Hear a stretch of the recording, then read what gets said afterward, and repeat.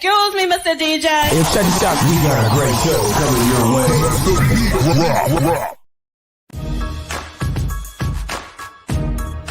From the ECSI Sports Studios, it's the Midday Market Report with Jeff Dawson.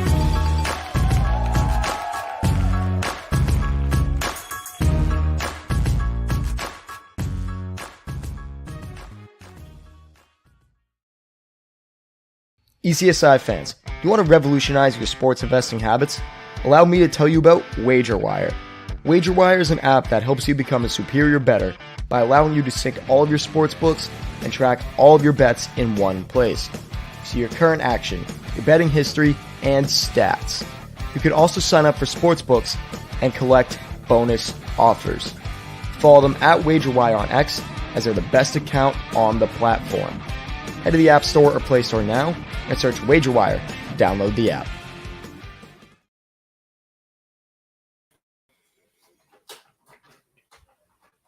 Good afternoon, sports fans from all around the globe. I am the host, Jeff Dawson, East Coast Sports Investors, and this is Three Men in a Box NCAA football show with the one and only Matt Grissom and, of course, Mr. Quentin Mills. Friday, October 27, 2023, the last full Friday of this month. Next week at this time, we'll be talking November.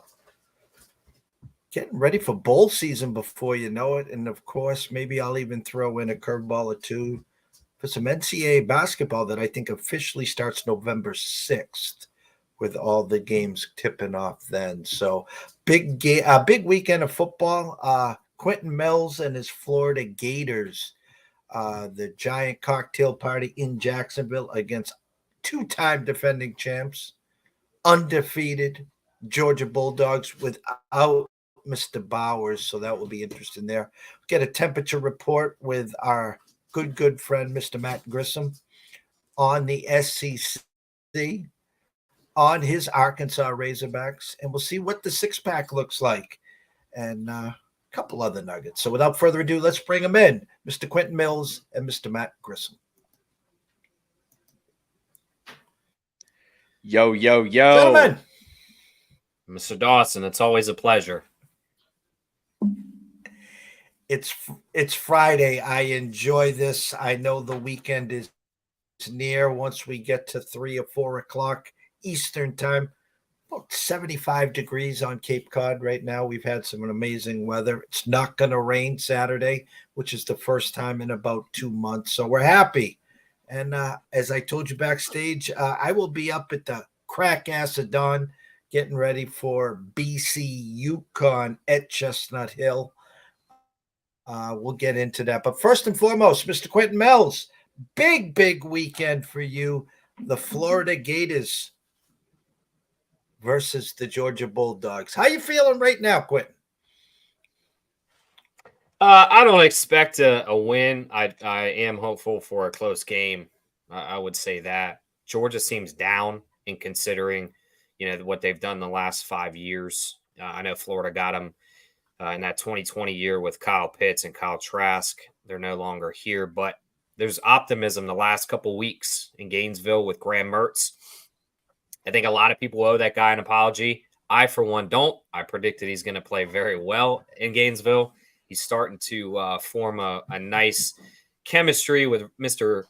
the one and only Ricky Pearsall, who just catches everything that's thrown his way. Eugene Trey Wilson is playing really well. The line's starting to come together. Defense is young, but they're starting to play better than they have the past few years. So with Georgia being down, especially without Brock Bowers, I'm not as high on Carson Beck. And I think the line is weird at 14.5. If you follow the history of the game, it's either a blowout, 28 or more, or it's a 3 to 7 point game. There's kind of no in between in this rivalry.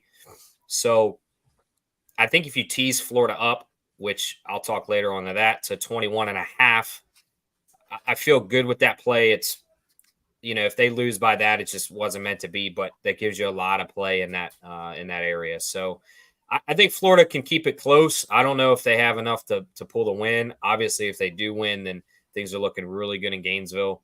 But we'll see. It should be a better game than it has been in past and recent.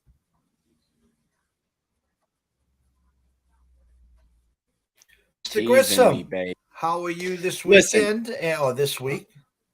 I'm good because Arkansas can't lose this week because they're on a bye. But we did fire Danny Enos, our offensive coordinator. Maybe we will get a little bit of a spark with Kenny Guyton, former Ohio State quarterback, calling plays for us. Something's got to happen because Sam Pittman's probably out at the end of the year. Coaching season new coaching search season has begun for Arkansas, I feel like. But going back to the Georgia Bulldogs and the Florida Gators, because I can't wait to talk about it. Georgia's stats are really good. But who have they played? That's my biggest question mark for this Bulldogs team. Like Q alluded to, Graham Mertz is playing really well. Georgia is going to be without Brock Bowers. How good is Carson Beck? I think Georgia really needs a big win in this one. I've not played it yet. If I lean one way, I said this a few years ago when the line was 7. I was like, listen, you could bet Florida plus 7.5, Georgia minus 6.5, and probably cash both sides of it. It landed 7. You would have done it. I feel like it's the same case here. I think this is 14. So if you like Florida, take 14.5. If you like Georgia, take 13.5.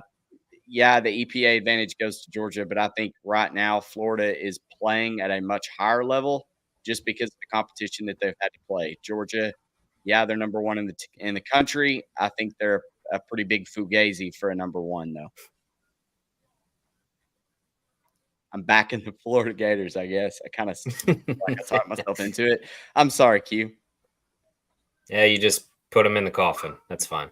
No. I had Florida against Tennessee, and that was an outright winner. So fair enough. I think that's the only other time I've bet on them.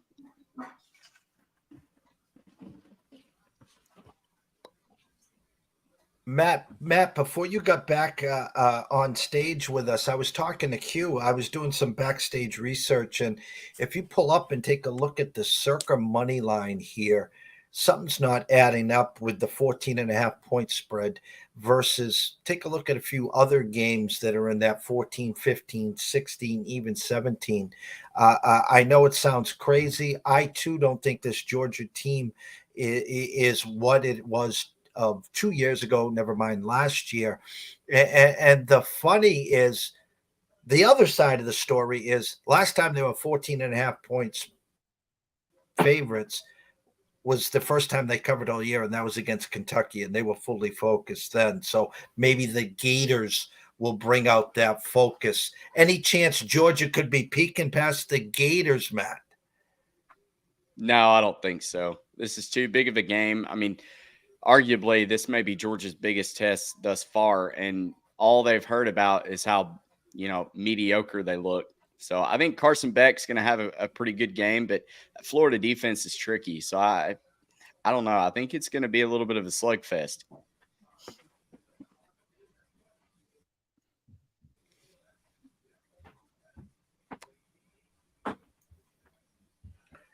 We got a full slate here. Before we dig into the board and start picking up some winners from each of you, and we get into the Grissom 6-pack, we like to say. Now, still not sponsored, CT Bets. So if you're watching us live, looking for a potential sponsor, let's say Viva 6-pack, or someone else looking to sponsor the 6-pack here. Tennessee, Kentucky, Q, the Vols, 3.5 point favorites. Surprisingly, I think, a Kentucky team, especially at home, plays real well at home. The Vols last weekend, an amazing first half at Tuscaloosa. And then Nick Saban probably had his greatest halftime speech in the history. We saw the real Crimson Tide in the second half. Any initial thoughts? You find it odd, Q, that the Vols are favored by 3.5 at Kentucky? I think it's two weird teams. I mean, Kentucky can run the ball down your throat. If they don't, they're non-existent, but they do it really well. And then you look at Tennessee. Tennessee plays one really good half of football every game. They did it with the exception of against Florida. It seems, like they play either the first half slow or the second half slow, and then vice versa. It's the opposite. I actually lean Tennessee here because I think Kentucky, and I said it when they played Florida, I think they're a little fraudulent. I think they're very one-dimensional. I don't like their quarterback, Devin Leary. I didn't really like him at NC State. He's not a great thrower. A lot of interceptions this year, a lot of almost like KJ Jefferson, where when he does miss, they're way off. And sorry, Matt, I just had to use him as a comparison, not a jab, but they're not close. And I think that's what kind of gets overshadowed by Davis, the running back. They did lose to Missouri at home, so let's not forget that rather recently, and they had a pretty commanding lead to start the game, 14-0, really all the momentum. They give up a fake punt, and then they all, just kind of goes to hell in a handbasket. I'm not sold on Joe Milton, but what I am sold on is he's a gamer, and Heupel over Stoops. I think Heupel is going to have a little more success. I think the Tennessee defense is going to contain Davis. They're very good against the run. And then, Tennessee, they're not the passing offense that we've seen in Josh Heupel's recent years, whether it's UCF or Tennessee. They're a pound-the-rock heavy run team, and they do it very well. So it's kind of who's going to blue-collar muscle their way through. And right now, given the better defense of Tennessee and the same ability to run, I think Tennessee can throw the ball a little bit better than Kentucky. I think I have to lean with Tennessee on the road -3.5. I think they can win by 4-7, and you covered that.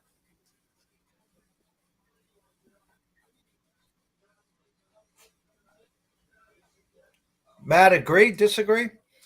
Yep, I agree. I'm on Tennessee this weekend. I think they're a better team. Joe Milton's going to outperform Devin Leary.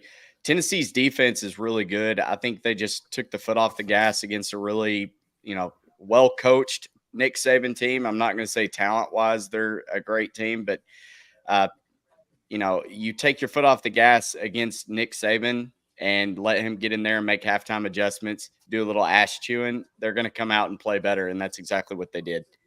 But, kudos to them. I've been down on Bama all season long, and they continue to prove me wrong. But I think Tennessee gets right here. They pretty much have every statistical advantage down the board. I just can't make a case for Kentucky taking this game from them.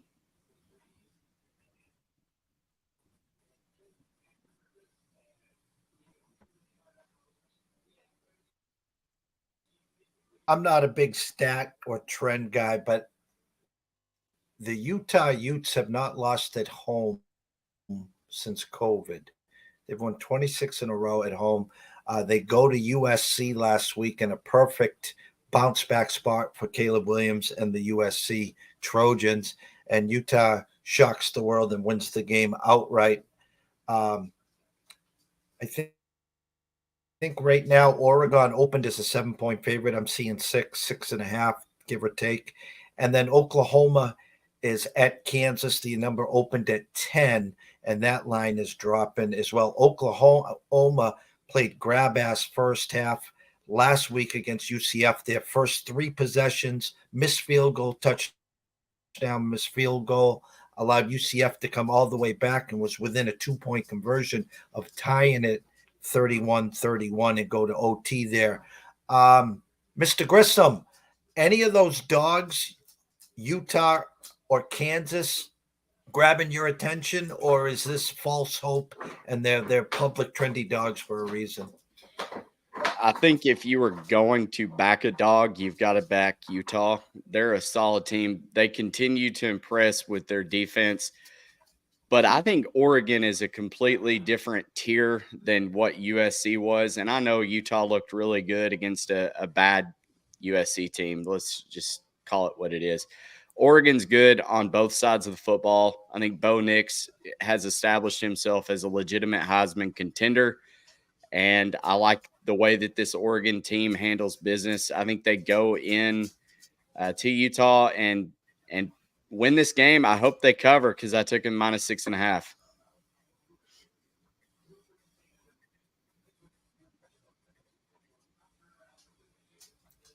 And Quentin, your thoughts on Oklahoma, Kansas? I don't know what to think about this. Kansas is like one of those pesky teams where you play them in Lawrence, and we've talked on the show, Lawrence isn't the greatest football area in college football, but it is getting there. There's a lot of upside to this program, a lot of trending up. But Oklahoma, what do you get? Like you said, they play grab-ass football for a first half. We saw it against Cincinnati. We saw it against Texas. We saw it against some other teams. And I could say the same here. I think Oklahoma will pull away late, but I think, maybe if you could find a Kansas first half where they kind of come out hyped, maybe Oklahoma starts out a little slow. I think you could maybe steal some money there and then watch it kind of, tail off into the sunset at halftime, and then watch Oklahoma kind of put it on them. To touch on the Utah game, I think all streaks that are great do come to an end. I don't think number 27 comes this weekend. Like Matt said, Bo Nixon, about year 13, has finally figured it out. He is in the Heisman contention. I mean, I guess at some point maybe he'll get one of them. Great receiving core. I think what Dan Lanning is doing up there is legit. I think he's going to surpass Mario Cristobal, and really get that program up to the next tier. And I think he's already done that. So I look for them to take this game, because I think Utah kind of had to play up last week. They're not playing with Cam Rising. It was a big game against USC, a team that they've played really well the past few years. I think Oregon kind of took Washington State as maybe a look-ahead game. It kind of started a little slow. Then they turned it on. Then they kind of tapered back towards the end. So I think Utah maybe is going to have that hangover game, especially when you're playing a quarterback not named Cam Rising. You're only as good as your third and fourth strings can be, and I think that kind of ends to tomorrow.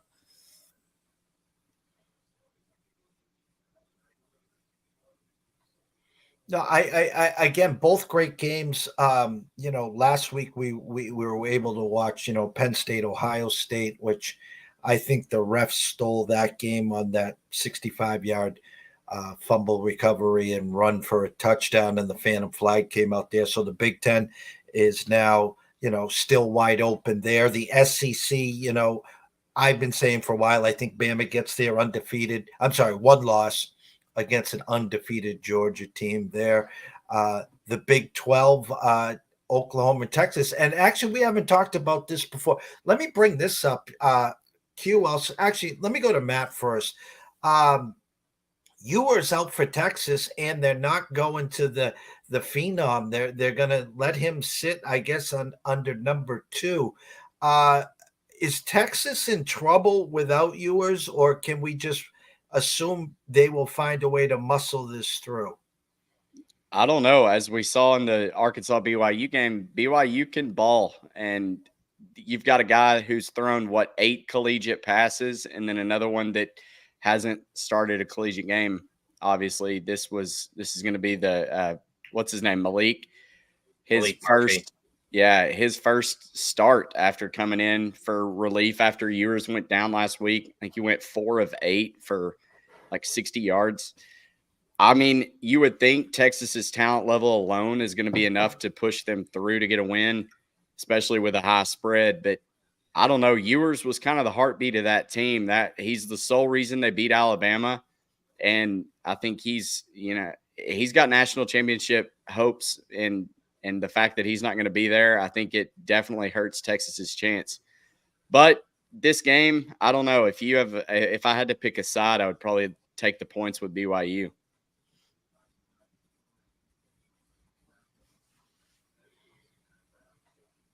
Well, you got to witness it firsthand, obviously, a few weeks back against Arkansas. Versus Arkansas, of course, there. So it's kind of interesting that they didn't go to the Phenom. They're making them sit and wait, which it is what it is. We got plenty of time to see him at some point. So I still think Texas, both sides of the ball, will find a way, almost like they were talking about some game management. Hey, don't lose the game for us. We'll be able to slow BYU down enough and also score enough points. So, Quentin, give us a couple of your plays that you got all ready for this weekend.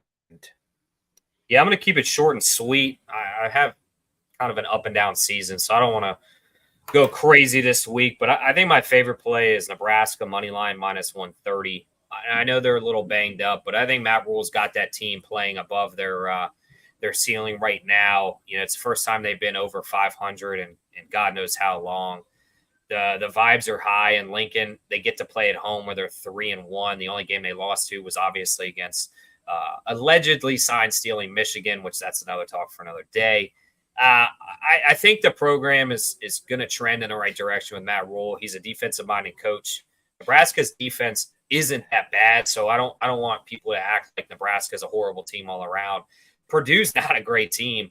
First year head coach Walters, having to travel on the road.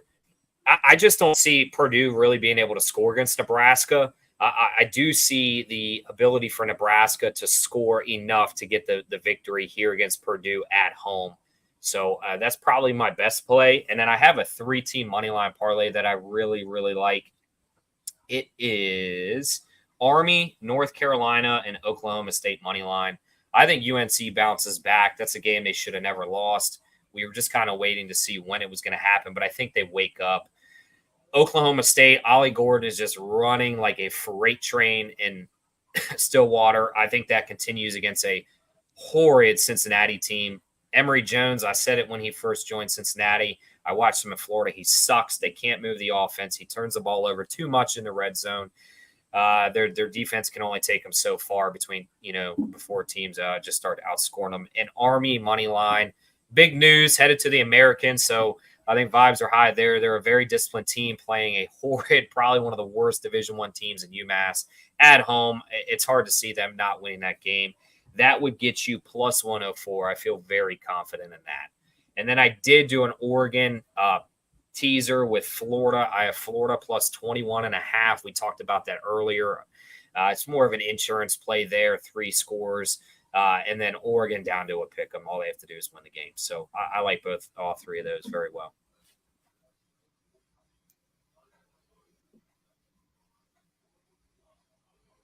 All righty. Now the one, the myth, the legend, the man, the myth, the legend, excuse me, Mr. Matt Grissom, and your 6-pack for this weekend. I laid the points with Oregon minus 6.5. I laid the points with Tennessee minus 3.5. I like Louisville minus 4.5, 3.5, whatever you can get it at. I do think Riley Leonard's going to go, but what level of play is Riley Leonard going to be at? That's going to be the biggest question. I took the under 49 earlier this week in the Georgia-Florida game. I think both defenses are going to step up. Offenses may struggle a little bit. And last but not least, I took Oregon State on the money line. But now that the week has gone on and I've really had time to think about it, I think Arizona may be the best play on the board. So I'm thinking about getting a little greedy and taking Arizona plus 3.5 and just leaving my Oregon State money line bet out there. So I would need a very close game down there in where's the Arizona's?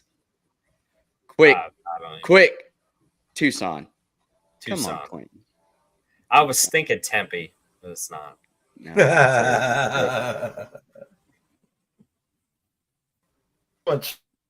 So you got Oregon, Matt, minus 6.5 at Utah. We got Tennessee minus 3.5 at Kentucky. Did you say Louisville? I did. Louisville minus, I think, hang on. Should be 4.5. I've got them. I've got Louisville minus 3.5, minus 115. I like that play a lot. At home, like you said, Riley Leonard's bum. They played a big game last week, blew it.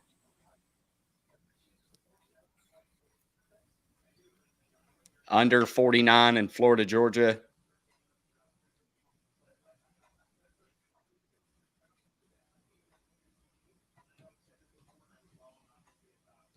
And then Arizona plus 3.5. I was we're having trouble. Is playing Arizona awesome right now for Arizona. Okay.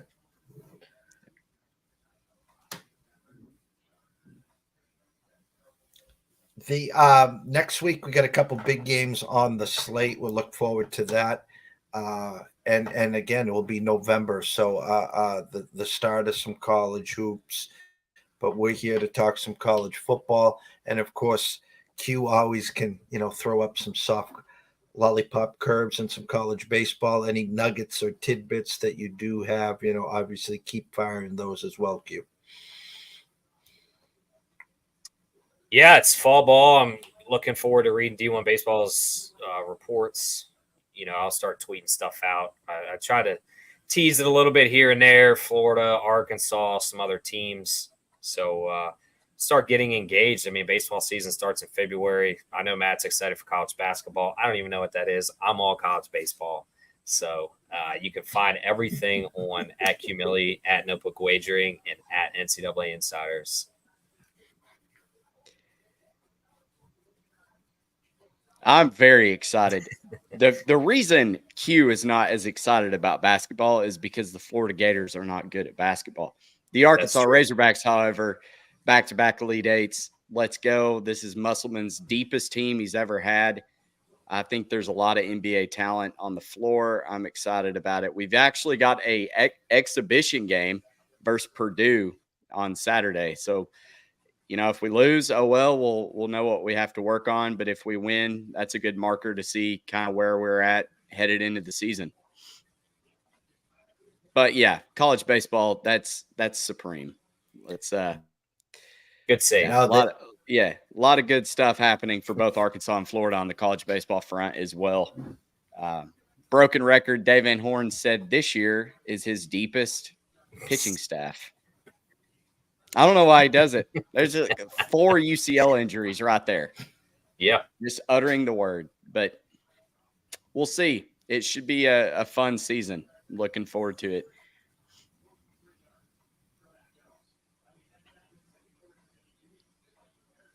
Are you rooting for the Rangers, or is that hat just because you're a fan, or are you invested in the Rangers?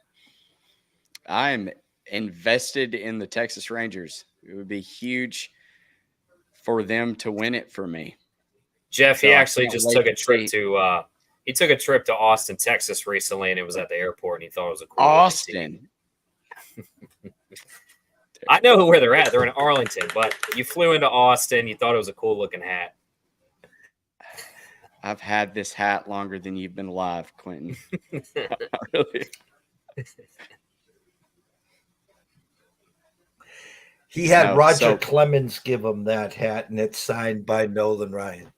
Yeah. I was about to say, Nolan Ryan, every kid loved Nolan Ryan. Always been a closeted Rangers fan. They were just terrible for way too long. Is that a Colt 45 logo? Or are we dating ourselves too far back? What?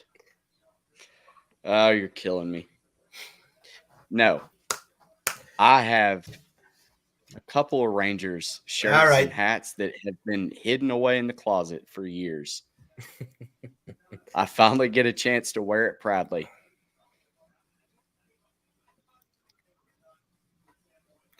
Should be a great series. We're looking forward to game 1 tonight. Nathan Eovaldi on the hill. Still minus like 180. It's up to minus 180. Maybe a 160 on Arizona on the buyback there. 2-3-2 ought to be great. We actually, let me see, Friday, Saturday, travel day, Sunday, Monday, Tuesday, Wednesday, travel day. If necessary, next week, we could be talking a little game 6 there as well, back in the state of Texas. So wish everyone the best here. I want to thank everyone, obviously, for joining us. Shout out to Mr. Quentin Mills himself and Mr. Matt Grissom. Go follow Matt at Grissom on X, at NCAA Insiders, and, of course, Quentin Mills at Cumili and at Notebook Wager 1. In about an hour, 15 minutes, myself and Ron at Ron A Sports will be closing the week out here, talking some NCAA and NFL. Otherwise, I want everyone to have a great day. Go follow these fine young gentlemen. Go find their good work. Follow them watch their podcast as well. And any questions, comments, concerns, if you follow them, they'll follow you back, and they do answer the questions. So we will see everyone real